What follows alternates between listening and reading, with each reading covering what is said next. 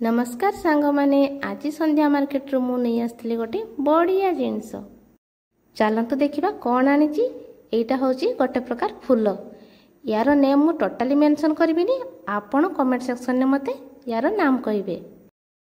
एई फूल को मु छोट बेले बहुत देखी किंतु याको खाती बोली केबे जान नथिली। आज मार्केट देखिली लोक माने फूल को बहुत नौचंती।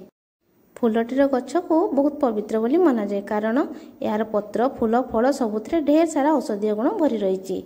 जेहेतु ये गछ को पवित्र बोली मना जाए तार फूल को भी बिना प्याज रसुण रे प्रस्तुत करा जाए।